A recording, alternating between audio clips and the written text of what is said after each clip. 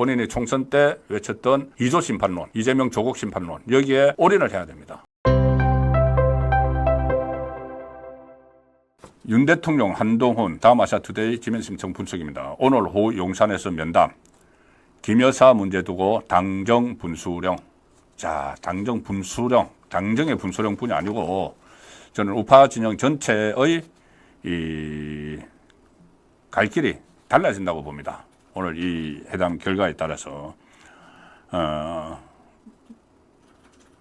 자, 용산에서 4시 반에 회담을 합니다.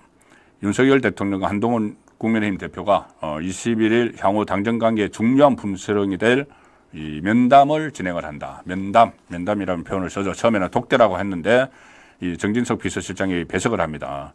오후 4시 30분 대통령실에서 의제에 제한을 두지 않고 차담 형식으로 이야기를 나눈다. 그러면 이제 또 저녁 일정들은 다 있을 테니까는 길어봤자 한 2시간까지 갈지 모르겠지만 한동훈 당초 독대 요청, 그러나 정진석 비서실장이 배석함으로써 독대가 아닌 면담 형식이 되죠.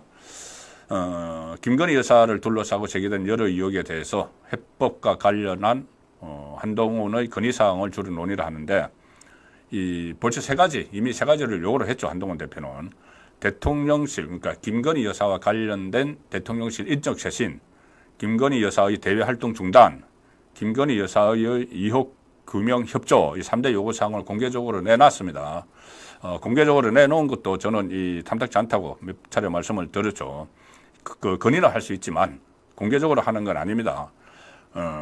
그리고 뭐 어정갈등 해소 방안, 이것은 뭐 구체적인 안이 나올 수는 아직은 좀 시기상조고, 면담에서 어떤 결과물이 나올지는 여전히 미지수다. 다만 윤 대통령이 결단해 내놓을 해법이 향후 윤석열 대통령 국정 동료가 물론 당정관계를 포함한 여건의 권력 지형에 영향을 미친다. 한동훈은 윤 대통령과 면담 전날 당 참모들과 비공개 전략회의까지 가졌다. 그리고 면담 후에 한동훈 대표가 이례적으로 직접 브리핑을 한다. 자, 그만큼 한동훈 대표도 오늘 회동을 아주 중요하게 보는 것이죠. 저는 이 세 가지를 요구를 했다고 했죠.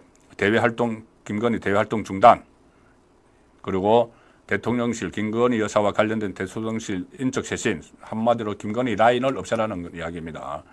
또 김건희 여사의 의혹 규명 협조 있는데 이 3대 요구사항 중에서 저는 한 가지만 하면은 다른 2가지는 따라온다고 봅니다. 김건희 여사의 대외활동 중단, 이것은 제가 한동훈 대표보다 먼저 공개적으로 종편 시사 프로에 나가서 또 우리 아시아투데이 송건의 현장 정치에서 제 유튜버 송건의 혼술에서 다 말씀드렸던 내용입니다. 이것을 받아들이지 않으면은, 이거라도 받아들이지 않으면은 뭐 한동훈 쪽에 반발 뭐 하겠죠. 거기도 하고 민주당도 반발하고 하겠지만은 국민이 저는 납득하지 못한다고 봅니다. 이 상태를 그대로 끌고 가려고 하는 것은.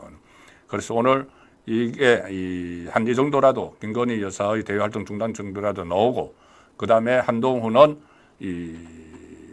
윤석열 대통령에 대한 적극적인 협조, 국정 운영의 적극적인 협조, 이걸 하나를 본인 나름대로 이뤄냈다고 생각을 하면은 윤석열 대통령에 대한 적극적인 국정 협조를 해야 됩니다. 그리고 본인이 총선 때 외쳤던 2조 심판론, 이재명 조국 심판론, 여기에 올인을 해야 됩니다. 그런데 11월에 2개의 1심을 앞두고 있는 이재명과 회담을 하겠다.